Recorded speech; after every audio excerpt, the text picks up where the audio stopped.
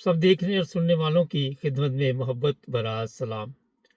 नाज़रीन, पाकिस्तान के बेशुमार मसाइल हैं, मगर जो जाहल तबका है उनकी नज़र में जो सबसे बड़ा मसला है वो ये है। ये सुने ज़रा पहले जी।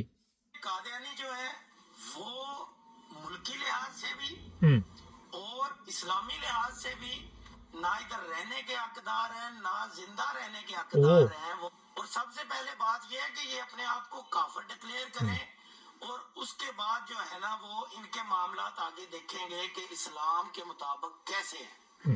ना कानूनी लिहाज से ये लोग अच्छा, ये आगे साहब बता रहे हैं कि ना ये कानूनी लिहाज से यहाँ के रहने के हकदार हैं, और ऊपर से जो सबसे बड़ी बात साहब बहादुर बता रहे हैं कि ये जिंदा रहने के काबिल भी नहीं, हकदार नहीं। अभी आपने सुना, सबसे पहली चीज़ तो ये है कि आपको किसने हक दिया कि आप जाके लोगों के मज़हब के सर्टिफिकेट चेक करते रहे।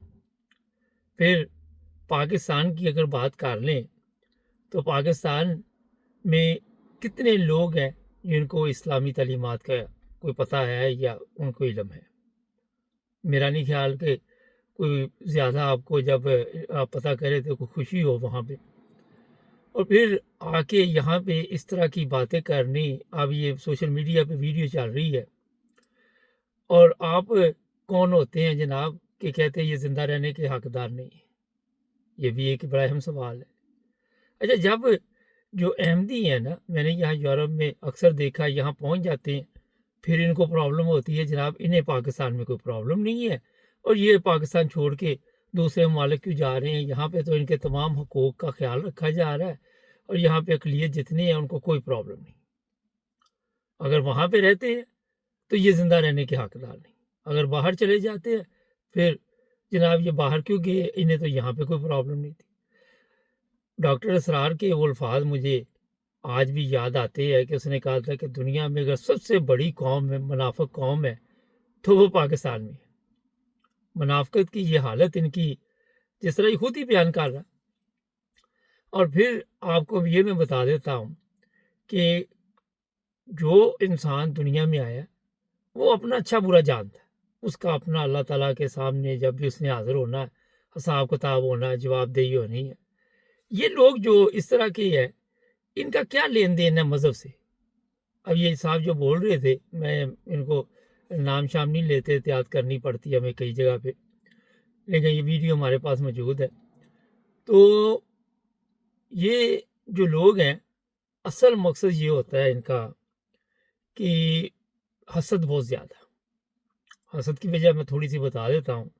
जब मैंने इस पर रिसर्च की तो पता चला कि पूरी दुनिया के मुख्तलिफ ममालिक में इस वक्त जो अहमदी हैं वो बड़ी तादाद में इस्लाम की खिदमत कर रही।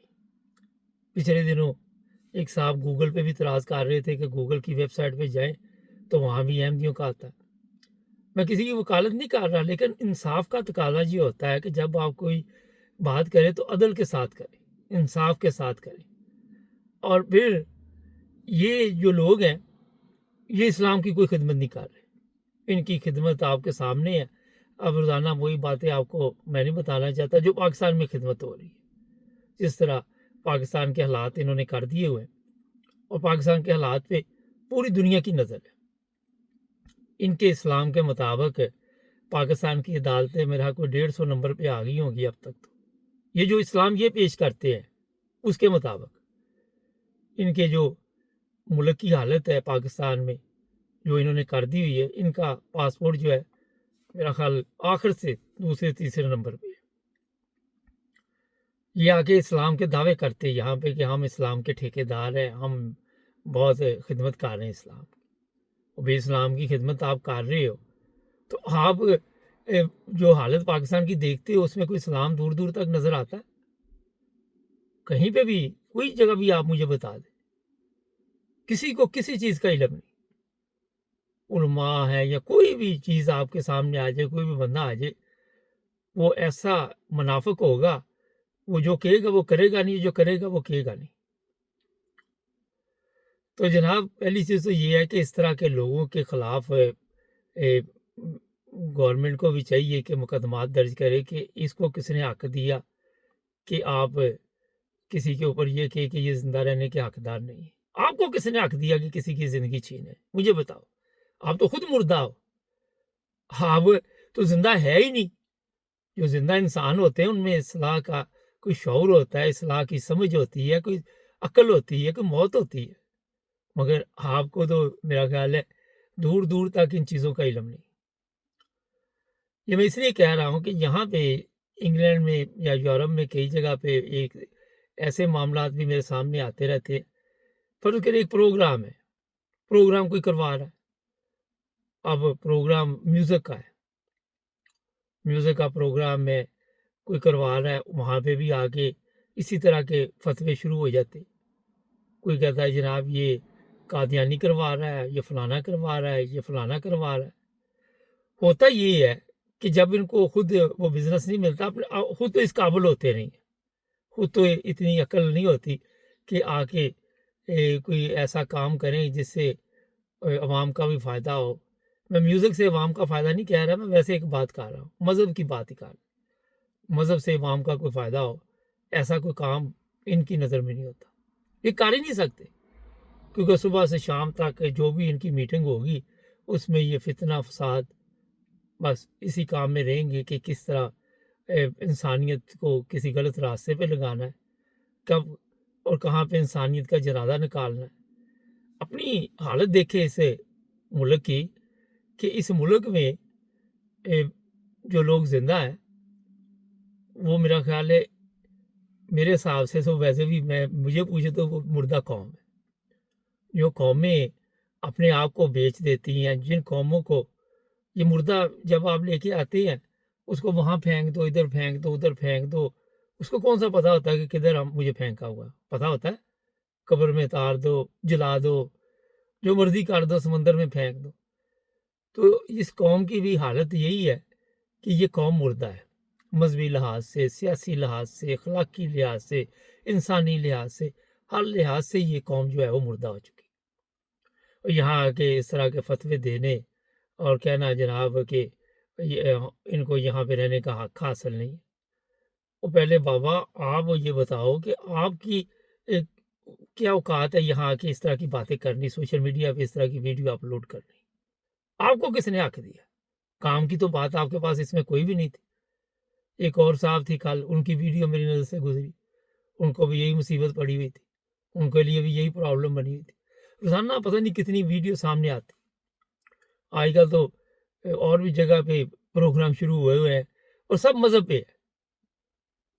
बजाय इसके कि आप दूसरे फ़िरके, दूसरे मज़हब के लिए परेशानी की बातें करें, परेशान क्या होना है? किसी को क्या फ़र्क पड़ता है? इसकी बात से किसने परेशान होना? क्या होगा?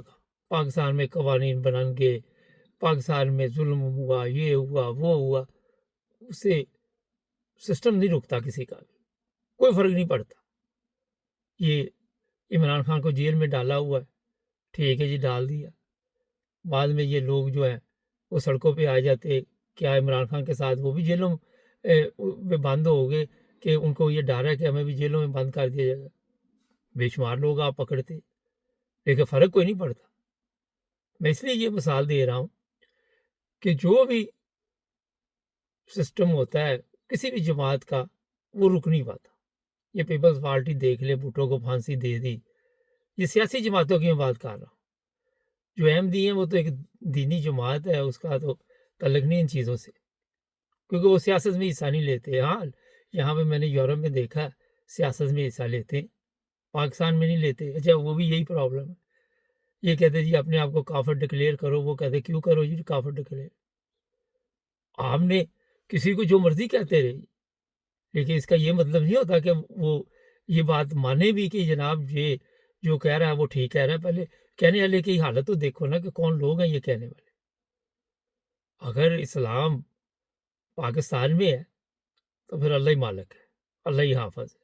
जिस तरह वहाँ पे औरतों को ज़िबा किया जा रहा है, जिस तरह रोज़ाना आपके उलमा कोई ना कोई कार्रवाई डालते पकड़े जाते, झूठ, फ़रेब, क्या-क्या मिट्टी डालो रोज़ाना इन बातों का ज़िक्र कर कर के हम भी तंग आ चुके हैं। मगर ये मैं आपको बता देता हूँ کہ کسی کے اوپر بھی آپ پابندی نہیں لگا سکتے. ٹھیک ہے، آپ نے وہاں پاکستان میں ایسے قوانین بنا دیے، بے شمار اقلیت وہاں پہ اسی وجہ سے پریشان ہے، بے گناہ لوگ جیلوں میں پڑے ہوئے. یہ نہیں کہ احمدی عیسائی بھی اس میں آ جاتے. اب یہ دیکھیں دوسرے لوگ بھی آ جاتے ہیں. تو جو چیزیں آپ نے وہ کہتے ہیں کسی کے لیے خود تیار کرو تو اپنے لیے کھاتا تیار ہو رہا ہے.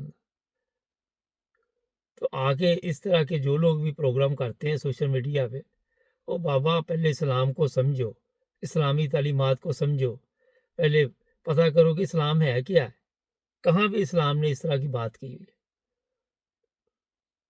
جو بھی قوانین آپ نے بنائے وہ پاکستان میں، جس میں جتنے بھی اقلیت ہیں وہ متاثر ہو رہے ہیں، جس طرح میں بتایا خود بھی ہو رہے ہیں، وہ بھی دیکھ لیں. اس کا فائدہ تو کوئی نہیں ہو رہا، نقصان ہو رہا ہے. 56 ملک اور پاکستان میں سب سے زیادہ اسلام کو خطرہ ہوتا ہے. پاکستان سے فتوے جاری ہوتے ہیں، پاکستان سے یہ سب کچھ چلتا ہے. تو میرا خیال ہے کہ اس طرح کے لوگوں کو گورنمنٹ کو چاہیے کہ لگام دے، ان کو پکڑے، ان کے اوپر کیس بنائے. یہاں پہ خواجہ آصف کو صرف اس نے یہ کہا کہ یہ کوئی چھری مار دے گا آپ کو، احتیاط کرو. تو خواجہ آصف نے ایمبیسی میں پولیس بلا لی. ان کے لیے یہ بھی بہت بڑا ایک جرم تھا. اس نے یہی کہا تھا کہ کوئی چھری مار دے گا، اپنی حفاظت کرو. مگر پاکستان میں اس طرح دھمکیاں دے رہے، اور یہاں پہ یہ سیاستدان مردہ جس طرح میں نے آپ کو کہا، وہ بول نہیں پاتے.